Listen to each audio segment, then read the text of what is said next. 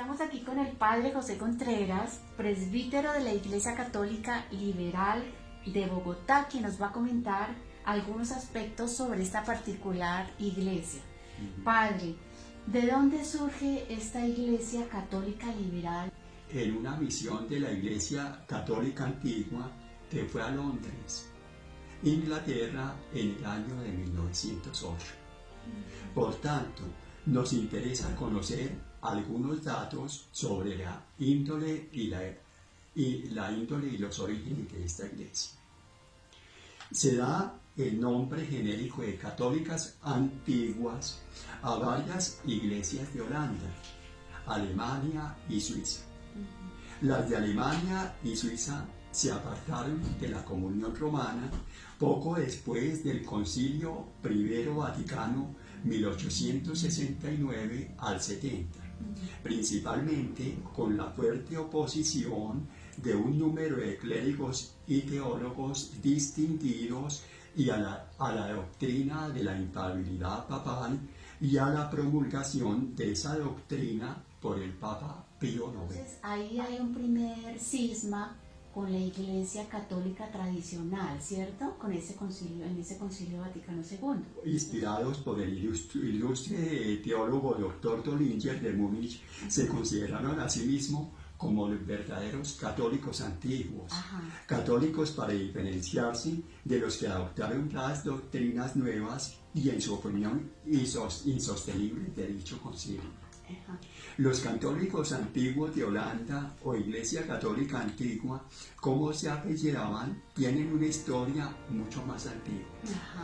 Esta iglesia, que originalmente fue fundada por el misionero anglosajón Willibrord, se independizó de Roma a comienzos del siglo XVIII, en gran parte como resultado de la disputa entre jansenistas y jesuitas. Logró, sin embargo, conservar la sucesión apostólica, incluyendo en sus vidas algunos obispos que podían acreditar y haber recibido sus órdenes sagradas en su sucesión interrumpida de los primeros apóstoles, y que ellos mismos podían transmitirla a su vez. Fue así como pudieron transmitir la sucesión apostólica a las iglesias católicas antiguas de Alemania y Suiza, y cuando éstas se separaron de Roma, y con el tiempo a la Iglesia Católica Liberal misma. De modo que, si bien las iglesias católicas antiguas fueron excomulgadas por los papas de la época, la validez de sus orígenes sagradas nunca ha sido discutida seriamente por los teólogos. ¿El janseísmo qué relación tiene con el catolicismo? En su opinión, digamos de una forma muy sencilla. Pues los janseístas son los mismos católicos antiguos, ¿no? O sea, la misa, por ejemplo, si nosotros miramos, nos remontamos a los orígenes cuando vino el Señor Jesús. Al principio, la Santa Eucaristía se hacía de cierta manera, ¿no? Por ejemplo, como la hermana sabe, al principio la misa era en latín. Gradualmente, por circunstancias de la vida, tuvo que cambiarse el latín gradualmente por el idioma vernáculo de cada lugar donde se decía la misa, porque sucedía que a veces las personas no sabían lo que estaban diciendo, repetían como loritos, entonces gradualmente se fue cambiada al español, ¿no? Después, con el paso del tiempo, entonces también se fueron quitando algunas cosas, ¿no? Entonces se fue reformando. Entonces, ¿por qué se le puso Iglesia Católica Antigua? Porque se volvió a sus orígenes, tal como el Señor Jesús la había instituido. Entonces, al volver a sus orígenes, entonces se conserva tal como el Señor Jesús quería que fuera. O sea, Padre, que el rito como tal de una Eucaristía en la Iglesia Católica Liberal mantiene las formas primitivas instituidas por el Señor Jesucristo. Sí, exactamente. Por ejemplo, nosotros podemos ver una cuestión que es muy importante, que si nosotros miramos en la Biblia, hay una cosa que dice, como era en un principio, es ahora y será siempre. No quiere decir que, por ejemplo, en el pasado éramos de una forma y ahora que han venido los tiempos modernos nos hemos cambiado, no, porque nosotros miramos la cuestión desde el punto de vista del alma. Muchas veces se habla de que nosotros tenemos un alma, pero si nosotros analizamos bien, no es que tenemos un alma, sino somos almas. Somos almas y tenemos un cuerpo físico, tenemos un cuerpo emocional y un cuerpo mental que tenemos que aprender a amar. ¿Y en qué sentido se aplica el concepto de liberal en la iglesia? Bueno, el concepto de liberal es que no se imponen dogmas, sino que las personas estamos en un proceso de desenvolvimiento de la conciencia. Entonces, cada persona está en un nivel de conciencia que va desenvolviéndose gradualmente, ¿no?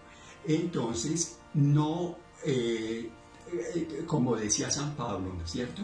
San Pablo decía, por amor a las personas ignorantes, me he vuelto ignorante para atraer a los ignorantes hacia el Señor Cristo. Por amor a los mahometanos, me he hecho mahometano, no para ser mahometano, sino para atraer a los mahometanos, ¿sí?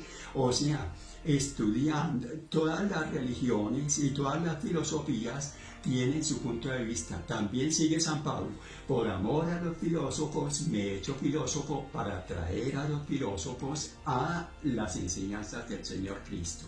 Por amor a los científicos me he hecho científico para atraer a los que más pueda al sendero y para que se entiendan las enseñanzas del Señor Cristo. Varios caminos para llegar a Dios, que es por medio del conocimiento, ¿no es cierto? El conocimiento, porque el único pecado que existe en el mundo es la ignorancia.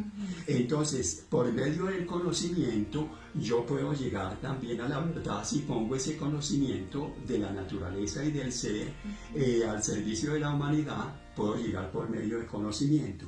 Otro medio que se puede llegar también es por medio de la meditación, ¿no? Que muchas personas han comprobado que la meditación también es un sendero para llegar a Dios. Otro sendero es el de la oración. Y así está el sendero de la filosofía, ¿no? Porque si una religión no tiene filosofía, entonces es fanatismo nada más. Entonces tiene que abrirse, la religión tiene que abrirse a otro sendero, la ciencia, la filosofía y el arte. Y entonces se incluye a todos los seres. Ya, Boca llegó a Colombia. ¿Y dónde ha estado ubicada esta Iglesia Católica Liberal? Bueno, al comienzo resulta que más o menos en el año, no recuerdo exactamente la fecha, pero sí, como en los años 40 y 50, estaba el señor Walter Ballesteros. Entonces, él creo que él comenzó a conocer la Iglesia Católica Liberal porque él la conoció fue en Cuba. Entonces en Cuba a él le dieron las órdenes menores y las órdenes mayores, ¿no? Entonces al principio la iglesia era muy pequeñita y todo eso, y no habían sacerdotes. Entonces él tuvo que ir a Cuba para que le dieran las órdenes, porque aquí no habían obispos. Posteriormente quedó de sacerdote, pero no había manera de que surgieran otros sacerdotes porque se necesita un obispo para que los ordene. Entonces él tuvo que ir a Norteamérica, a Chicago, donde había un obispo y presentarse, someterse a exámenes y todo eso para ver si reunían las cualidades para que le dieran el obispado. Finalmente lo nombraron obispo y posteriormente él vino y ordenó a otros sacerdotes aquí en Colombia. ¿Y se sostiene económicamente con estas iglesias, digamos, internacionales? ¿O no? Bueno, generalmente lo ideal, generalmente en la iglesia sucede una cuestión que no es como las otras iglesias, que el sacerdote, por ejemplo, uno puede ir a otras iglesias y el sacerdote tiene un sueldo, de pronto tiene su apartamento, tiene su comida, hay una congregación, no tiene que preocuparse por nada, incluso tiene comodidades, tiene hasta chofer y todo eso. Pero en la Iglesia Católica Liberal, una condición que se le pone a la persona es que no hay estipendio, no hay estipendio. ¿Por qué sucede eso? Porque cuando hay estipendio, entonces se llama al sacerdote para que haga una Eucaristía, pero el sacerdote de pronto va es porque le van a pagar, ¿no es cierto? Pero de pronto no va por amor. Entonces se exige en la Iglesia Católica Liberal que la persona tenga algo de dónde sacar sus ganancias, su dinero, pero que no dependa del culto. ¿Cuál es el carisma? ¿Cómo lo que la distingue de otras iglesias? Bueno, según lo que yo veo, lo que yo he observado, es que en la mayoría de las iglesias se va a pedir. Señor, deme una esposa, Señor, deme dinero, Señor, deme una casa. Sí, eso, se piden cosas materiales. Pero en la iglesia, generalmente, si uno observa, uno no va a pedir, sino va a ofrendar. Uno va a ofrendar su vida, su corazón, todo eso.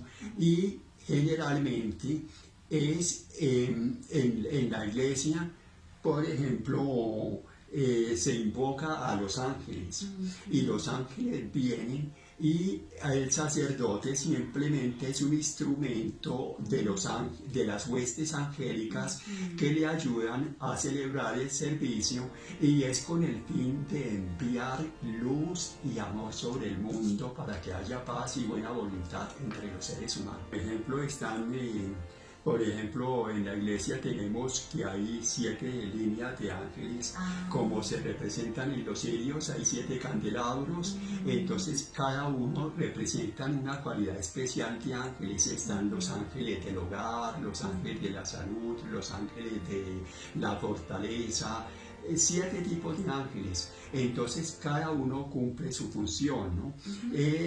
Por ejemplo, cuando se hace la Eucaristía, se invoca al ángel de la presencia y el ángel de la Eucaristía, que ellos son los que ayudan a construir un templo eucarístico, que no son hechos con materiales terrestres, sino con materiales espirituales. Y las personas que están presentes se benefician, no solamente las personas que están presentes, sino el barrio y el mundo en general. Cuando se hace, por ejemplo, se pide por las personas enfermas, se pide por las personas que van a nacer y se pide por los fallecidos. Entonces los ángeles reciben esa energía que se produce en ese momento en la Santa Eucaristía y van y depositan ese ungüento o ese bálsamo sobre las personas, sin importar dónde estén, aquí en Colombia o en Estados Unidos. Se celebra todos los domingos a las 10:45 de la mañana. 10:45. Sí, entonces todas las personas están invitadas, entonces para que nos ayuden a mandar luz y amor sobre el mundo que tanto lo necesitan. Ustedes tienen allá un órgano, ¿no? Sí, sí. El órgano es el instrumento de acompañamiento para el coro y para las cantantes que van a visitar la iglesia. Sí. Entonces, pues es un rito muy especial, muy lindo. Queremos saber mucho más de estos servicios, Padre, de lo que se habla allí, de cómo se puede observar un rito antiguo y los mensajes que vamos a escuchar allá, y el servicio que presta, el ofrecimiento que presta el Padre José Contreras en Bogotá. Entonces estamos invitándolos a que estén muy pendientes de los posts, de las publicaciones, de los cursos que se van a anunciar, de los servicios religiosos que se van a dar en esta sede de la Macarena. Y bueno, pues le agradecemos muchísimo al Padre José Contreras esta entrevista Muchas gracias por la información y estaremos entonces muy atentos a ver cómo podemos abrir canales de difusión y de colaboración para esta hermosa causa.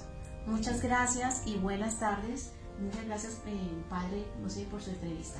Muchas gracias.